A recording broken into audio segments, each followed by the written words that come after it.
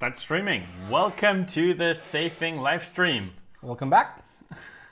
Glad to see you all on this lovely Thursday again. Today, I think I want to jump right in. For anybody who saw on the Discord, the topic of today is Portmaster as a firewall. We have been getting some weird vibes of people thinking that Portmaster is not actually a firewall and compares more to stuff like Pi-hole, I guess. Pi-hole is so not a firewall. And I guess because they're using it, and this is basically where I come from. I guess most people who are using Portmaster are thinking of it in the framework of the tool it replaced. So for people who are used to VPNs, they're looking at kill switches and all that sort of stuff. And for people who are used to Pi-holes and stuff like that, filter lists are the most important thing to them. And we, of course, sit somewhat in between. I just wanted to quickly go over what we're talking about today. So Portmaster firewall, why it is a firewall, how deep this goes, how the Windows integration stuff is, and what it is not, why it is not integrating in some regards. Hey there, Hunter. Nice to see you. And then maybe kill switch. Like I today wrote the FAQ for the kill switch because apparently in all the changes on the website, the section for kill switches got removed, and apparently there was never an FAQ for that. So I addressed that, and I think I will put it in the comments below. There is absolutely something on the Discord. So for everyone on the Discord, in the general tab, I think I posted it there, and in the community helps thing as well. So yeah, those are the main topics, and then whatever we want to talk to. Hunter is already here. I think Mike is already here as well, and yeah, I think more people will come, so looking forward to that. Daniel, you already wanted to jump in and say something. Yeah. Sorry. No problem. I want to add that I think the reason also kind of with the firewall thing is that firewalls are so much viewed as a security solution. Yeah. And we present Portmaster very strongly as a privacy solution. Yes. And the main things there that we kind of advertise for that is the filter lists. Yeah. And are things that make things easy, which tend to be things that also kind of are present in things like the Pi-hole. Yeah. And stuff like that. So I think it's also our fault how we present Portmaster, that it's not perceived as a firewall. Absolutely. And yeah, I'm not blaming anybody except us, it's us who should do better, and we want to learn, and this is partly why I chose this as a topic for today, so that we can sort of have a conversation with anybody who is live, and maybe some people who are watching it later on. Let us know your thoughts, and we want to sort of share our thoughts here, more conversational than anything else. Because we always knew Portmaster was a firewall, and we just didn't think that was worth telling people, because that's an interesting fact if you're looking what value a software gives you. Yeah. We're like, it's a firewall. Okay, great. We call it an application firewall. We called it for that for the longest time, and I think that's the only place on Wikipedia we're currently at. There is a draft version of Portmaster or Safing on Wikipedia, but it's not live yet. And the only mention we have is on the firewall section. So on wikipedia.org, I think. So the official Wikipedia thingamajig. Yeah. So yeah, I think that we can improve there, and we're actually pushing towards another kind of communication goal here. We're trying to slowly, not pushing very hard right now, but we're just where it happens, we try to talk about Portmaster as a privacy suite. Yeah. So it's not just a firewall, it's not just filter list, it's not just security NS, it's not just a VPN alternative. It is everything together, and we don't want people to start picking things out and be like, I only want this, I only want this. Yeah. because it is a packet and it works best together. Yeah. And if you take Portmaster and try to turn off things, like some things work well turning off, like the SPN, but others just don't. Yeah. And all these kind of then ripping it apart, trying to work around that stuff will worsen the whole experience, and all will also lead to weird support requests. So true for the community and us. So we're trying to market it as a kind of wholesome solution. Yeah, exactly. Which is cool for a couple of things. First off, it's reducing trust, and second, we try to be like this. You have to explain reduce trust. You're not spreading trust across multiple entities, and you ensure compatibility, of course. Like if you have we wanted to talk about kill switches later. Part of the reason there is intercompatibility. Like VPNs don't talk with your browser. VPNs don't talk with other stuff. Typically, some do. Tor, for instance, is a whole package. Like the Tor browser as a whole package is great because it's like the encryption stuff, the tunneling stuff bundled with your browser and stuff like that. Yeah. And it's hard to rip it apart as well and to sort of like do other stuff with it. Turning stuff off sometimes is easier, but then like with us, as you said, like the functionality deprecates there as well. Mike says on the Discord that we were both just reading that Privacy Suite is a great description. And that's the goal. Like this is the whole goal where we're like, okay, everything needs to fit together and be a wholesome solution. So yeah, that's basically the idea. You want to read Hunter? Hunter wrote, I installed Portmaster with an idea. It will give me some sort of illusion question of control over my web network things, traffic, but blocking net access for some apps was one of the A1 feature. So yeah, that's one thing that we know people want to use Portmaster a lot for, just killing access for some apps. And that's why that thing is on the top of every app. Yeah. And of course, that requires a firewall. Yeah. Yeah. We're not just a DNS something. But exactly. If we say block, we mean block. Yeah, I think also some of the notifications are a bit misleading there with bypass prevention. That's true. This I told you in the past as well that we should rephrase that. Improve that. Because, it currently says that it is blocking the bypass, the bypass, but that it could have negated some functionality of Portmaster if it would not have been blocked. And this is such a turn we have thing. To simplify that. Yeah, exactly. Also, it's important that this is only about DNS. Yes. That doesn't affect the firewall functionality. Which is why we are doing it. Yes, it doesn't kind of make turn off the firewall or something. The firewall still works. It just reduces the information the firewall has, and that's kind of the thing. Yeah, I wanted to convey that message, which we could improve on. Yeah. So what information is missing? The DNS information would be missing in that case.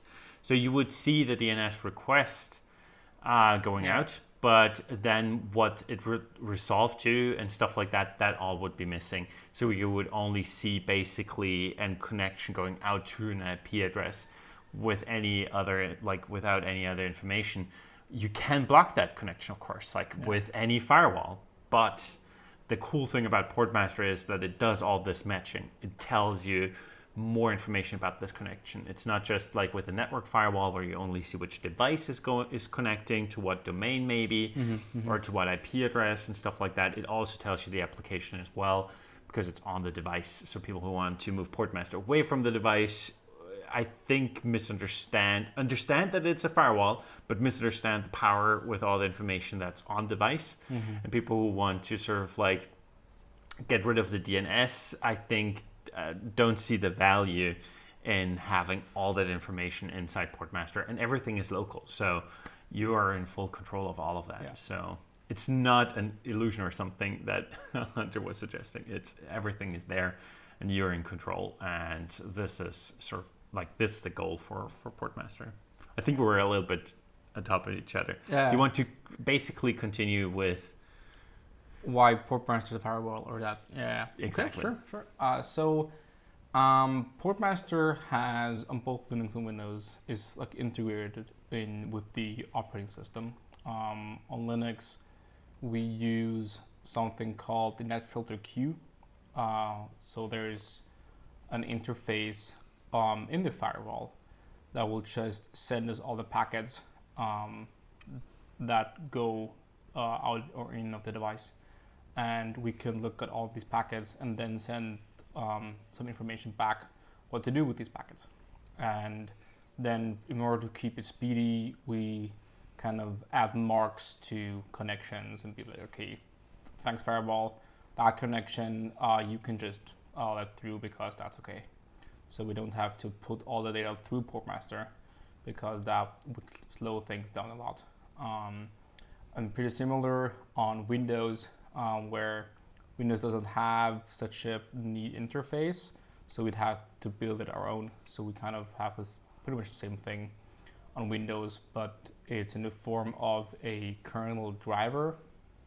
So similar to your graphics card's driver, that is loaded into the operating system itself and becomes part of it, and then also sees every single packet going in and out of your device, and then sends the ones it doesn't know about yet, the connections to Portmaster.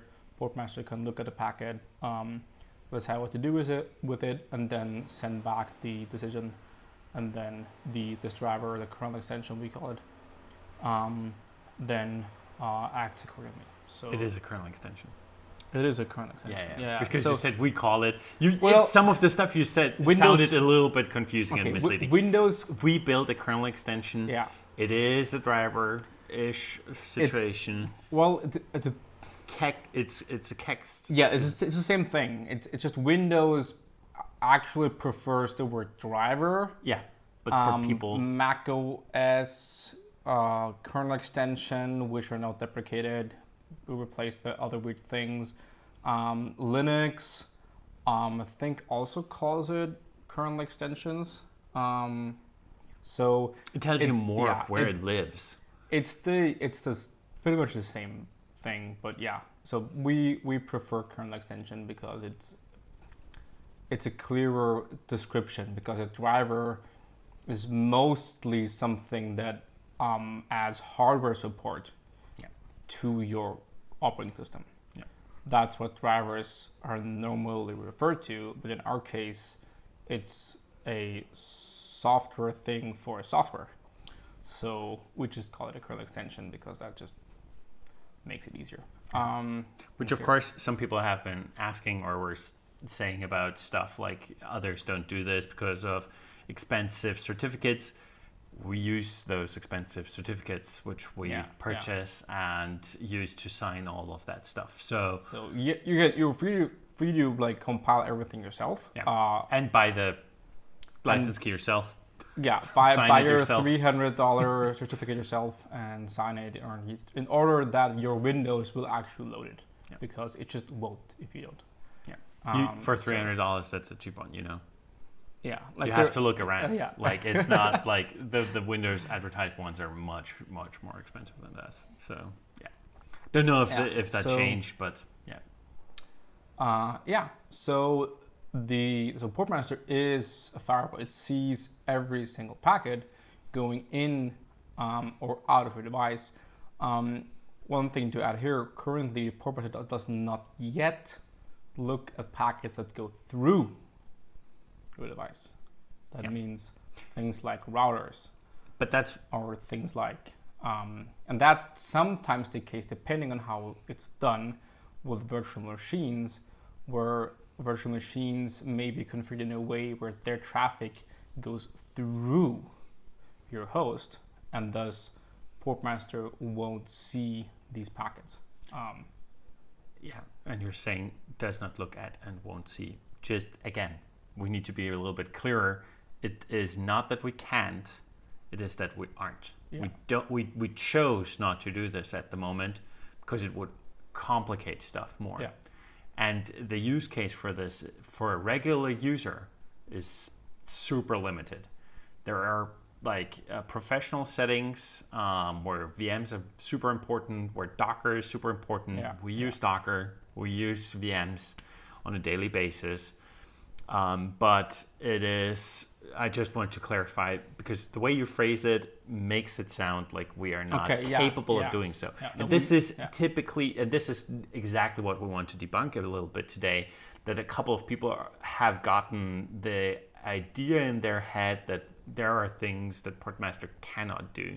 And I sort of like want to make clear that we chose to not do certain things at the moment. And that as soon as we turn stuff on in that regard, that it is not something like that. Like, this is something that because we're a firewall, we can do, you know, but we chose to ignore it and just either block it all or just allow everything through, depending on the threat model, which we evaluated in some cases. You know, some stuff it puts into other connections, some stuff because it cannot evaluate where it's coming from, or because we did not choose to evaluate where it's coming from. I think this is, it cannot, is all again. Well, yeah. So for example, what happens with virtual machines is that they will still send their DNS requests to the host, but then Portmaster will receive the DNS request and be like, this looks like coming from another device, but I'm not serving other devices. I'm not doing that. So it just ignores that. And that's why virtual machines can look like their network connection is broken, because they're sending their DNS request to Portmaster, which ignores it, because from the view of Portmaster, this is another device on your network, and it doesn't make sense for it to answer these requests. Yeah. If you need, for some reason, if you're watching this and need a virtual machine, VirtualBox works, and GNOME boxes works as well. GNOME boxes. Yeah. Yeah. So, yeah, depending on like how that integrated, but okay, we got sidetracked a bit here for the virtual machine stuff, but bottom line is that we want to communicate really well is Portmaster is a firewall. Portmaster sees everything and can block everything. Portmaster actually is in full control. And we're also thinking about how to improve this communication. Yeah. So maybe we'll, so right now we have the privacy filter module, like you can see in Portmaster, both as a feature listed in the dashboard, but also as a config section in the settings page. And we're thinking about splitting this into a firewall and privacy filter section, just for improving this communication between, okay, there is this firewall aspect and there is a privacy filter aspect. And in order to get these kind of together and like understand that Portmaster has both of these parts, and yeah, so that it's always clear that both are here. So yeah, that's something we are thinking about doing to improve that. Yeah, not sure when it will happen and how exactly, but yeah, we're trying to kind of improve how Portmaster is perceived, and yeah. In both directions, with the privacy suite and with the firewall. Yeah. Do you want to quickly explain then why aren't we registered as a Windows firewall, like as a firewall in Windows Defender? I think that's how to phrase it correctly. Yeah, yeah. So there are a couple of reasons to this. So first of all, Portmaster is something that we at some point noticed people turn on and off. So that was a bit unexpected. Our main use case was that people would just run it all the time, but apparently there are people just turning it off and on and off. And also we didn't want to come in and allow things that previously weren't allowed. So we wanted to respect previous decisions of users. So what we did, so that's why we don't register the firewall, because we're like, okay, we can just leave Windows firewall on, because the Portmaster and Windows firewall can work together side by side, and they don't interfere with each other. So we can just leave that as it is, and it won't bother. Some people really want to turn off Windows firewall. I'm not sure why exactly. Some are just annoyed by the pop-ups for incoming connections, but we see no drawback in that. And the third reason is that right now Portmaster, so this driver we talked about, the kernel extension, this is only loaded when Portmaster starts, and something that which is happening before the login. Yeah. It is happening during the startup process. It is a system service. Yes. It starts before you log in. It's Yes. part of the system. So what happens? But what happens is that, of course, if you stop Portmaster, it will also unload the firewall. And what we'll need to do is we'll need to persist this driver. So that means that the system service actually shuts down, but the firewall module stays intact in the kernel and just starts blocking everything. And I think you now see where the tricky part here is. If there's an issue with Portmaster coming back online, or during the restart process, then this will kill all your network connectivity until something starts working again. So then you'll be starting to reboot into safe mode in Windows to not load that and stuff like that. So that's stuff where we were we don't want to do that yet. That's something that we want to do later on when we see that the kernel extension is really stabilized and works really well. Which it currently It currently does, but there's still a couple of features that we want to add in there before we kind of take a final step. So there's still some things to do there. Exactly. Before we actually take that step in to hopefully not breaking your computer. So, yeah. And I think this is the most important part, as you said, even though we have a fairly, we want to have a very high standard in regards to how stable we are, how stable everything is. If it is not in our way, it adds security to your system, and it gives us a little bit more leeway in regards to developing new stuff and potentially breaking things. I mean, thank you for all the beta users out there. Yeah. And please report if anything breaks. I think we have been fairly stable over this very fast release summer. But yeah. That's true. But it always, things could happen, and so defense in depth, this would have been the answer I would have been looking for from you. But it's I explain it without using the word. Exactly. So it's just defense in depth from our perspective, and as long as it is not in the way, having multiple, you would not turn off, or please don't turn off the firewall of your router either. So your router has a firewall, Portmaster is a firewall, and then there's the Windows Defender firewall as well. So it's great. Don't the Swiss cheese thingamajig we, I guess, all have heard of throughout the last years. With security, it's the same thing. Yeah. Just don't, if you don't have to, don't remove a layer of protection, especially if it's not in your way. And I think Windows Firewall has never been in my way either. Yeah. If your software recommends you to turn off Windows Defender, you should be scared and really, really trust that piece of software and everything else on your device. And so I'm I'm not gonna do that stuff. Okay.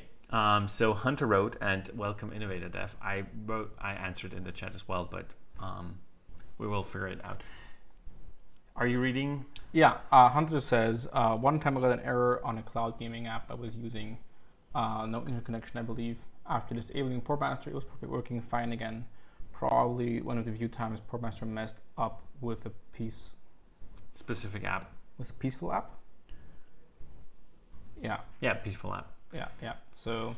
Did you look into the network monitor? Typically, like Portmaster reports everything it blocks. You can always look into the network monitor and check what the issue was. And maybe it wanted, some apps want Google Analytics or some other analytics to work.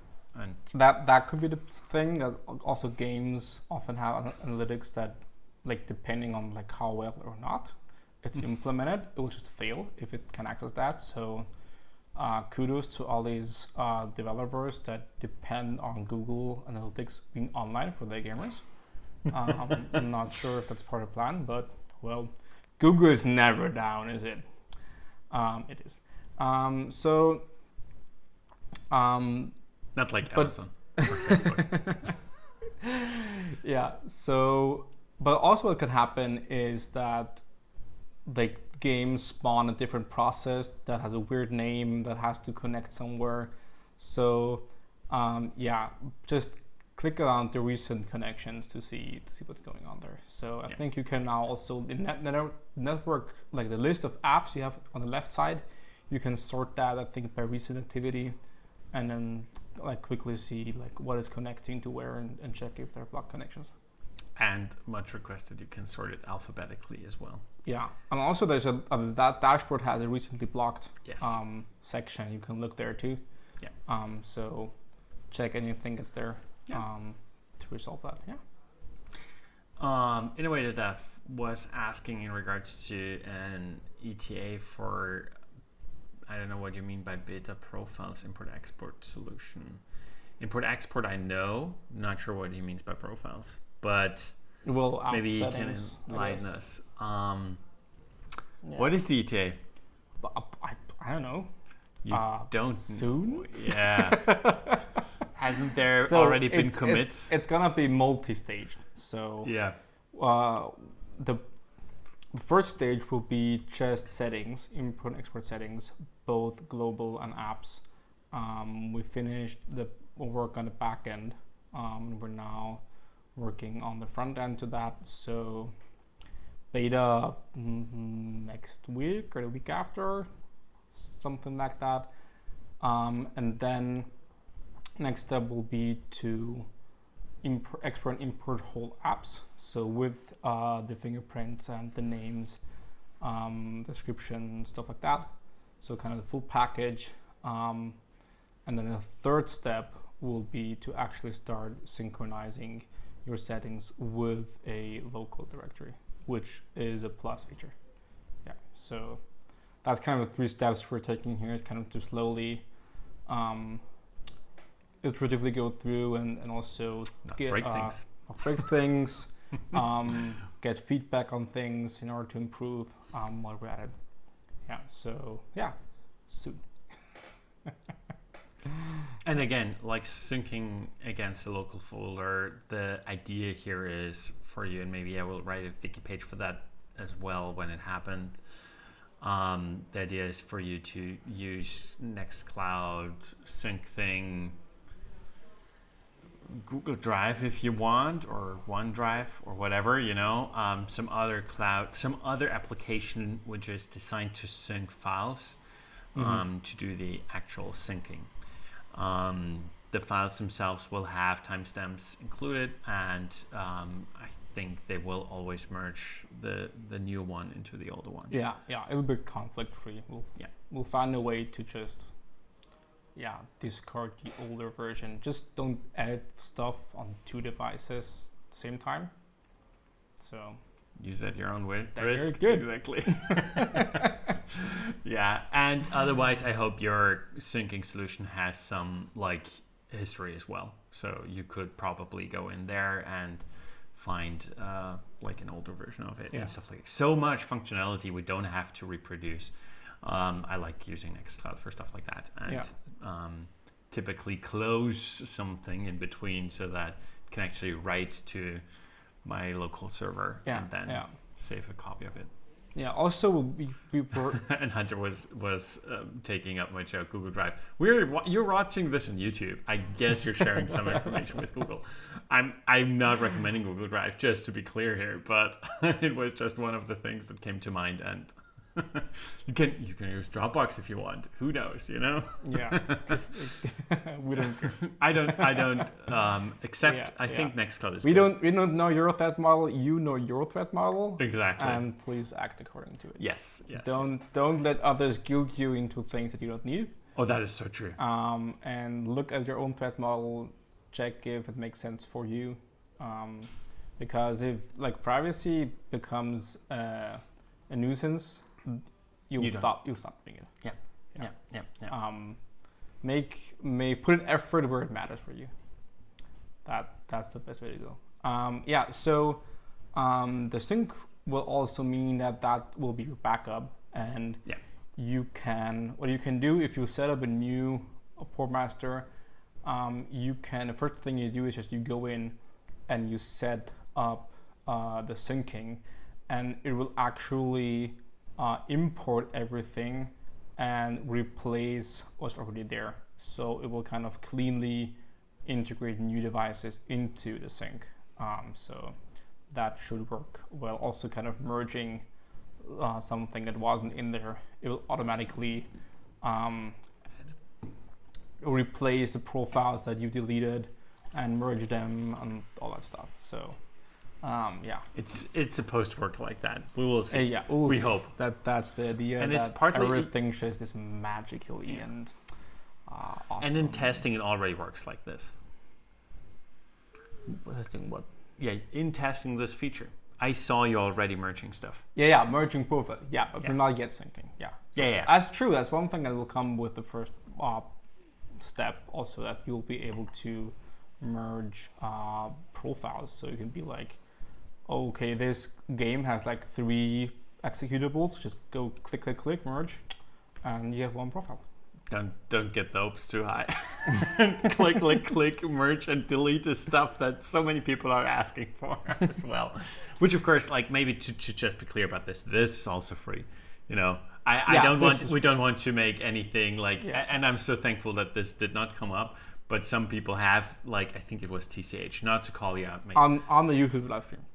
But on a live stream a couple weeks ago, TCH was suggesting some stuff like that to gate and import, export, and merging and everything we talked about. He suggested doing export for free and importing paid. We're not going to do that. We're not going to do that. Oh, that's evil. That is evil. Not going to do that. Don't you worry. But what we're doing is the syncing that's a plus feature, and Pro, of course, is everything that's in plus.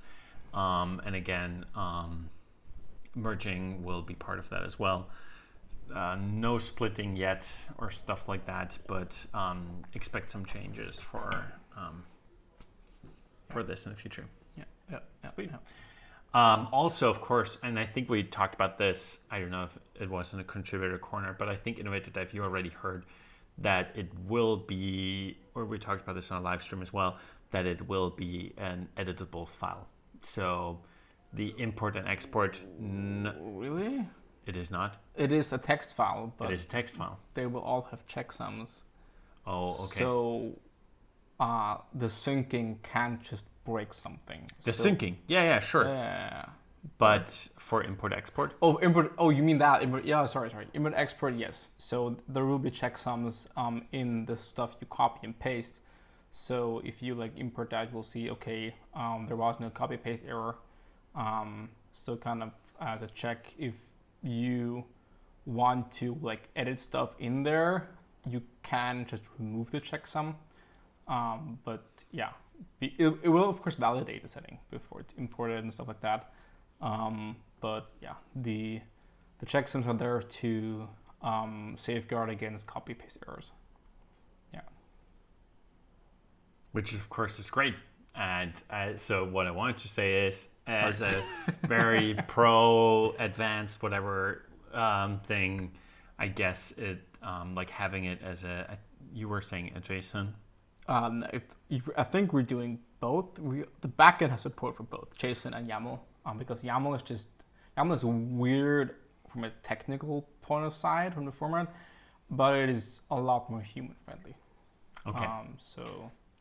And you will probably be able to go in, edit it, and then import it again. Yeah, if you want that. Yeah, and maybe merge or delete the old profile and then import the new one, and it will just establish it. Great. Mike said no OneDrive. I so understand. Privacy is a lifestyle. Yes, it is. It is. Also, a cool community. Growing, hopefully, I think. But definitely a lifestyle, yes. Come get your privacy with Portmaster. Yeah, I agree. And this is where we're positioning it. Yeah. Sweet. Next topic. The kill switch. Yes, no? Sure, go ahead.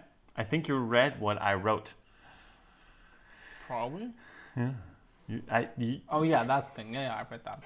Do you want to get into because there have been, I think, a couple of people asking about kill switches recently, and as we said in the beginning, for everybody who was not here, of course it's probably VPN people coming to Portmaster and using SPN, and as I wrote in a blog post a while back, SPN is not a VPN.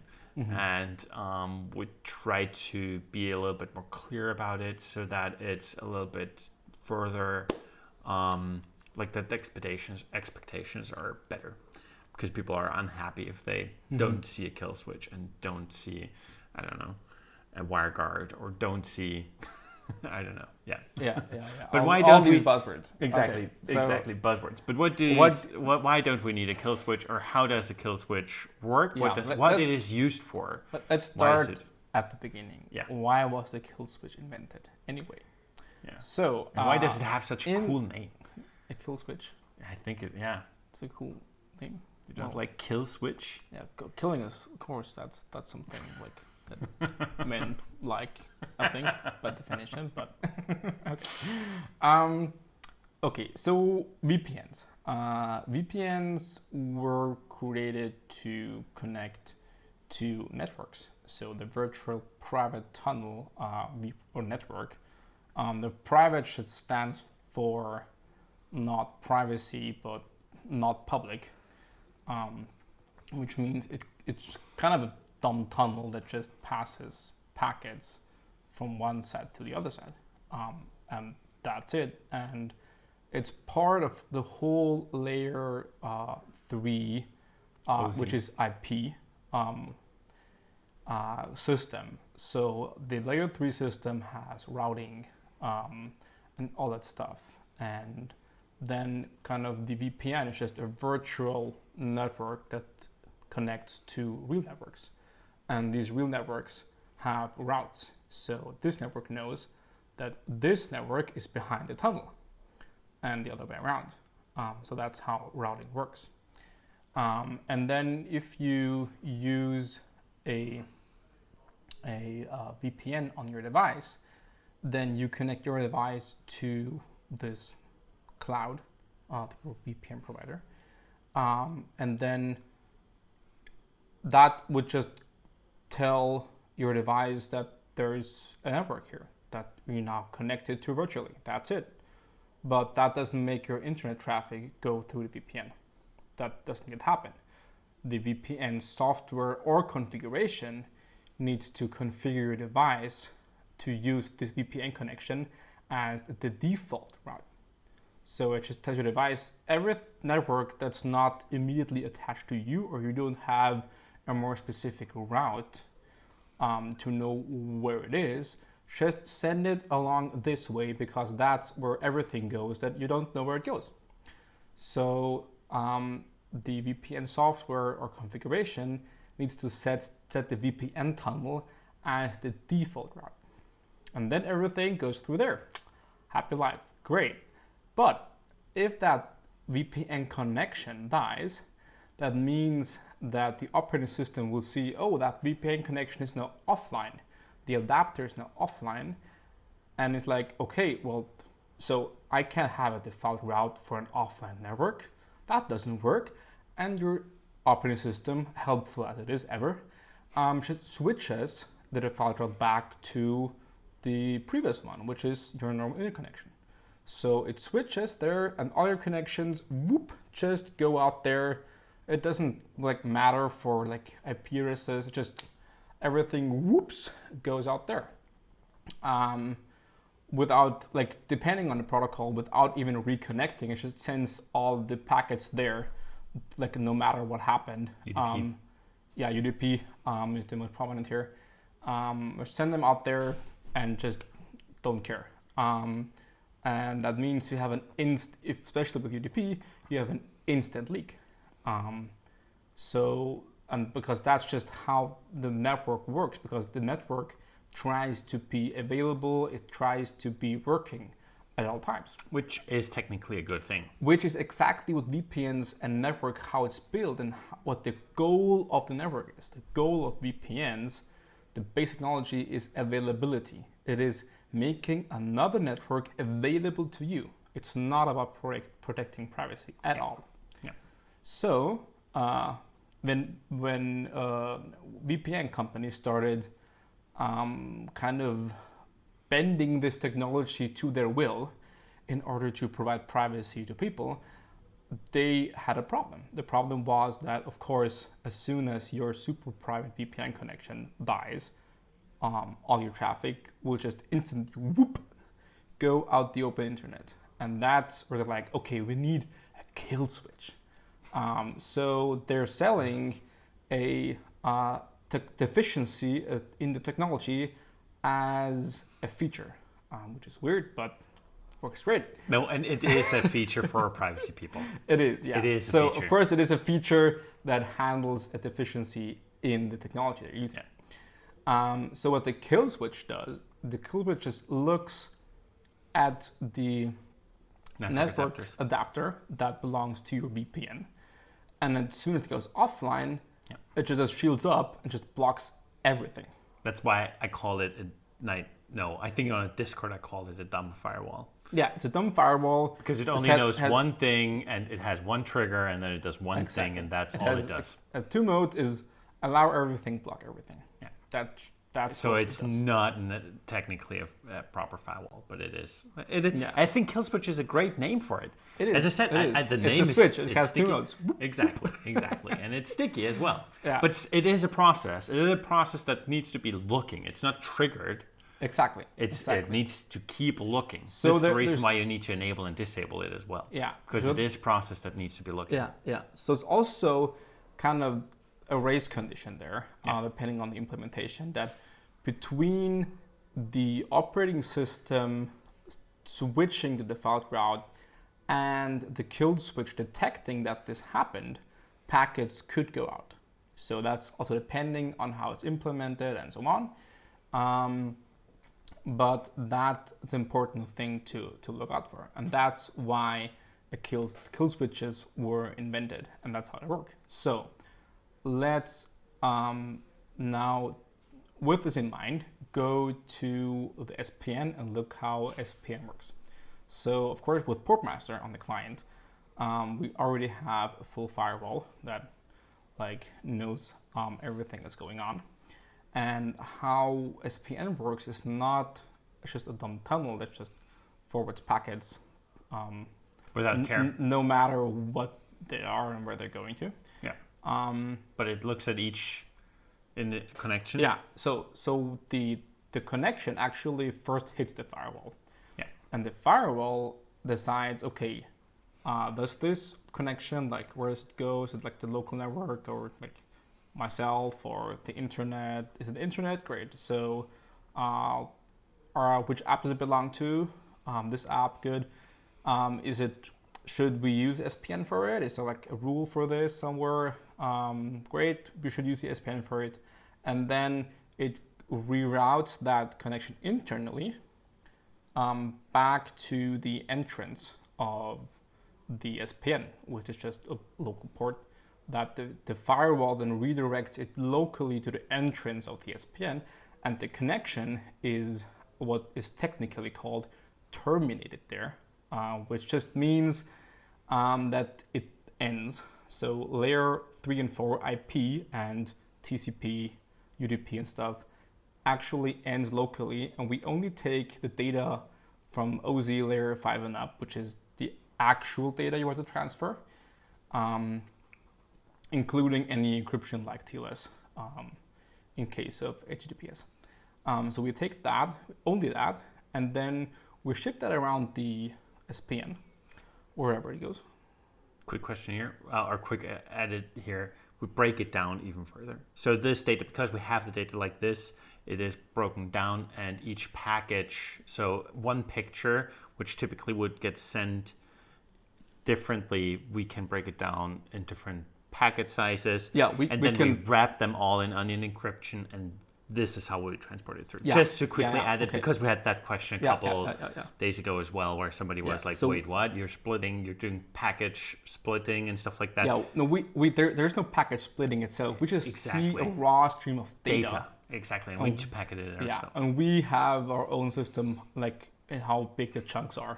Exactly. So we can like make the chunks evenly sized and like all sorts of privacy stuff and pet stuff. Then that data stream arrives at the exit node, and the exit node actually creates a new TCP or UDP connection to the destination. So we don't even transfer identifying information that layer 3 and 4 have. We just leave that at the client because we don't need to transfer it, it's just overhead. And then the exit node just creates a new TCP connection and connects to the destination, and then just takes the data stream and forwards that. So what happens if the connection between portmaster and the SPN entry or home node dies? First thing that happens is nothing, because portmaster terminates all connections locally, and the applications won't even notice. Yeah. At some point, portmaster is like, ooh, I think the connection isn't coming back. We actually it stores the connection locally. So it's keeping the data there because it has the data, it keeps it there and waits for the node to come on to send the data. This is why the application does not know that the connection is dead yet. It depends on like how, like if it's a timeout or something, sometimes there's no active feedback. Yeah. Sometimes there is active feedback. So portmaster also pings the home node just to check if it's alive. Hey, are you still there? So just in case, to keep the connection ready. Is there a cake? Is there a cake? Yeah. Are you there? Is it alive? Cake? Okay. No. Sorry. Portal reference. Sorry. Good.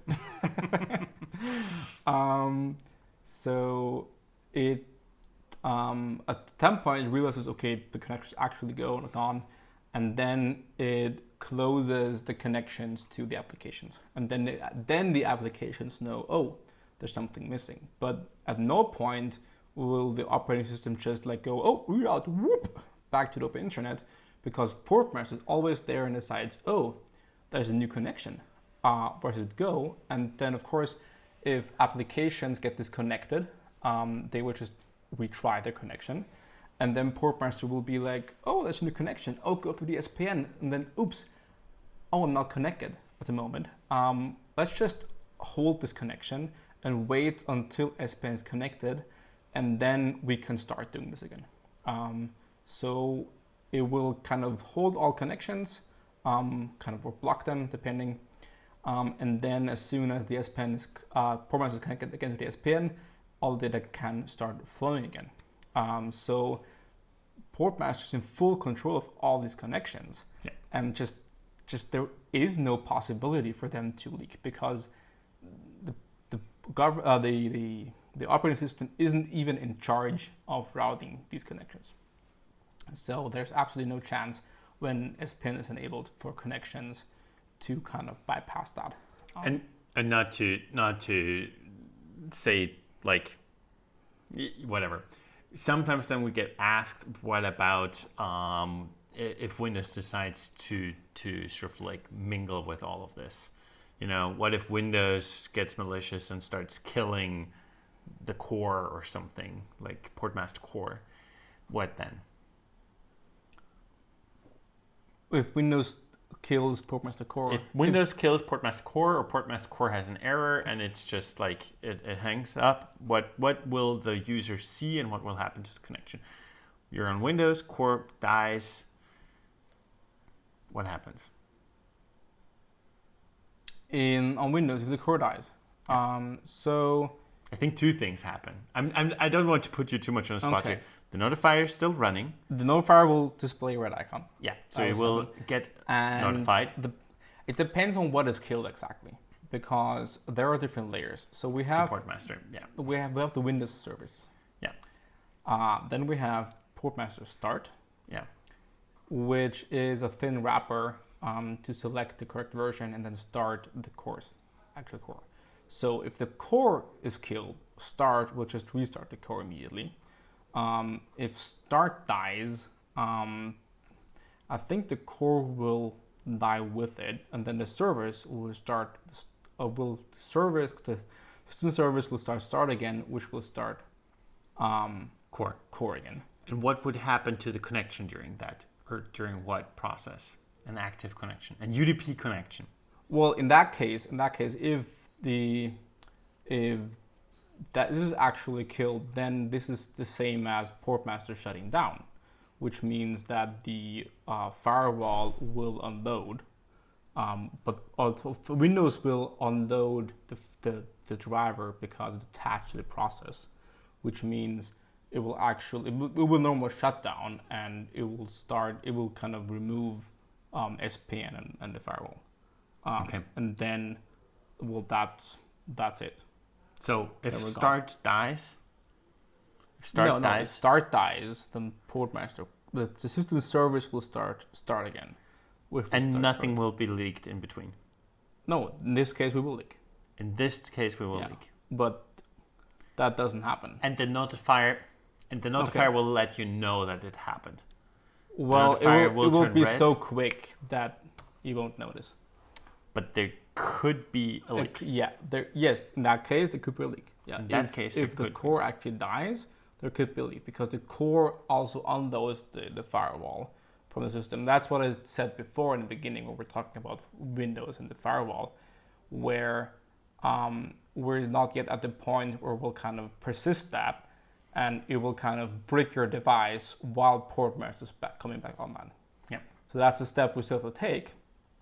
And then it would brick your device until Portmaster is back online, and then kind of reestablish this association. Yeah. So, but the Portmaster runs the system service, and Windows doesn't kill system services. Windows doesn't kill drivers.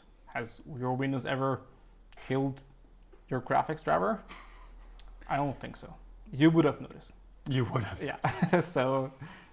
So I think The like chance of it is from the super. Windows side, we're safe here. Of course, what could happen is that someone with administrative rights could just shut down your software, which is the same for any software. Exactly. Same for any kill switch. Yeah. Antivirus, VPN. VPN and If kill switch. someone has Exactly. admin privileges, you're gone. Yeah. So basically, the threat model would be the same as with any other kill switch. That's what you're saying. Yeah. And I want you to make this it is, sure. It is the same. Make this yeah, clear. because It's just because we're at different layers, multiple things could happen. The notifier is always there. If the notifier turns red, you know something is up because this is separate. The notifier is actually separate. it's a separate process. Yeah. It's a separate process. Yeah. So if Portmaster Core or Start or the system service or anything is dying, notifier is a separate process and it will let you know that something is fishy. Which is more than you would have with the kill switch, I guess. Sorry, I was reading something. You were reading something. Okay. No, doesn't matter. Okay. If you're already reading stuff, then yeah. I will say hi to TCH. Greetings. We have been talking about you earlier. You can go back in the live stream if you want, but only in good ways. So no biggie here. And welcome. Do you want to... Yeah. So Hunter wrote... on the Discord this time. On Discord Hunter this time? on Discord. Not sure if it's the same Hunter, but you don't have to tell us. I also thought, what if Windows will decide that Portmaster is too much in control over web activity and activity, of the internet on your desktop? Well, of course, like Windows could start locking out like software out of their system. They probably won't, because there's like that's how the Windows ecosystem works.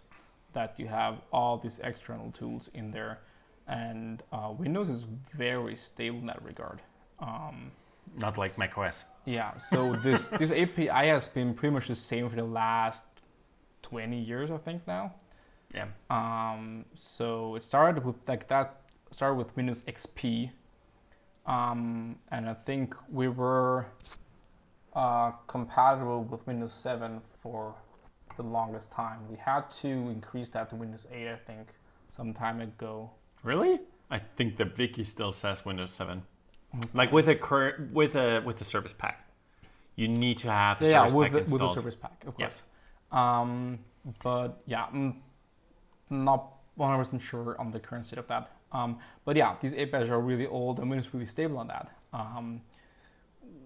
If you want a more recent example, you can look at like how macOS is handling that. Yeah, that's exactly what they're doing right now. They're removing the kernel extension interface and replacing them with the newer, smaller version for network stuff. It's called network extensions, I think, and a couple other firewalls are having issues. At first, that interface didn't even allow firewalls. Then developers of a couple firewalls raised concerns, and they added the necessary features for that. But just recently, they pushed an update. It was a beta update of macOS, but still, it kind of broke third-party firewalls. And I'm like, wow. Thankfully, we're not there yet. Yeah. We looked into it in the past. I don't know if you said that. I was reading other stuff, but yeah. And I think there's still an issue on iOS where it bypasses some stuff. Firewalls and stuff like that. So yeah, Apple is in a real control grab here. But that's nowhere where how Windows works and how Microsoft handles Windows. Also kind of shows how Windows is an actual enterprise system with which is why it is used in enterprise so much, which is why it is so slow to change. This is Mike was saying one of the first times at least he heard Windows is stable. But yes, it is slow to change. You have to understand what stable means. Stable as in the application interfaces. Stable as in the compatibility.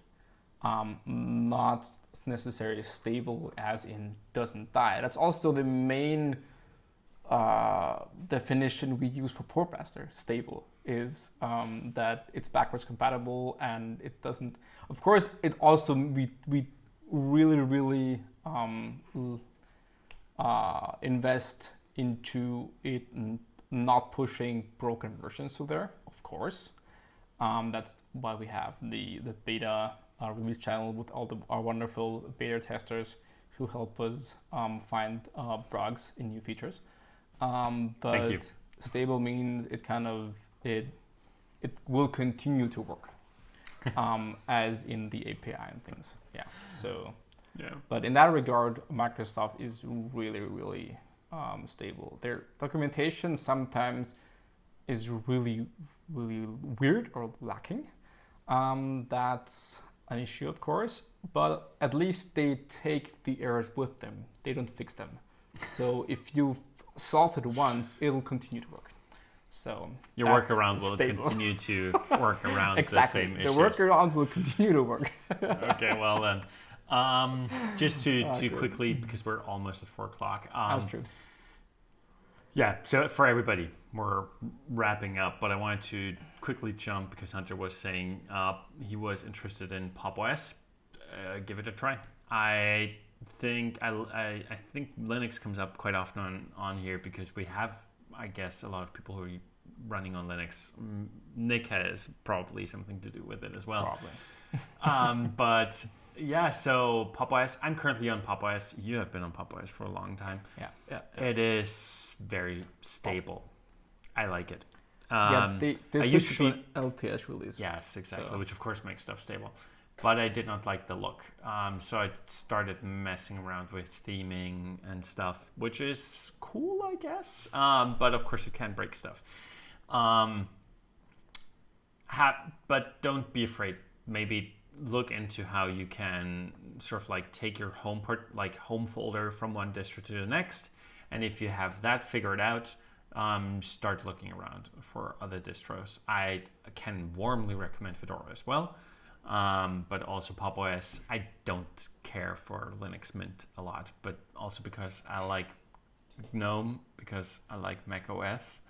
I know, just dunked on Mac OS a lot, but I just like how it works, and this is partly why I like GNOME. What I don't like a lot about GNOME is just that the virtual desktop is like switching everything all at once, which is why I switched to Pop! OS and their tiling, which I very much can recommend. Love the tiling in Pop! OS. Me too. I love so they have a GNOME extension that does kind of converts it to a tiling window manager of sorts. Love it. Yeah, it's great. Love it. And they're currently working on their own desktop environment, which will come with all of that natively, which I'm so much looking forward to. Okay, Lowell was asking affiliate program for SPN.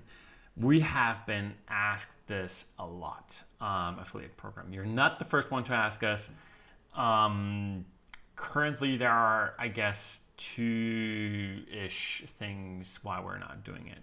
One of them is we built our payment platform ourselves. And part of all of this is that we don't want, with any payment, we don't want to track our users. We don't know, we only ask for stuff. We don't track anything automatically. I think we talked about this in the past as well. This is also why we're asking for the country code, like the +43 for Austria, +1 for US. Yeah, the phone prefix. This is because we're not tracking you via your IP address or anything to get the second reference point we will need for taxes, which country you're in. So we're asking you twice, but one with a twist, which is the country code. So we're doing everything we can to distance ourselves from information from you. An affiliate program is hard because we would sort of like start to track, and in a privacy respecting way, so hard to do, and especially to implement in the payment process.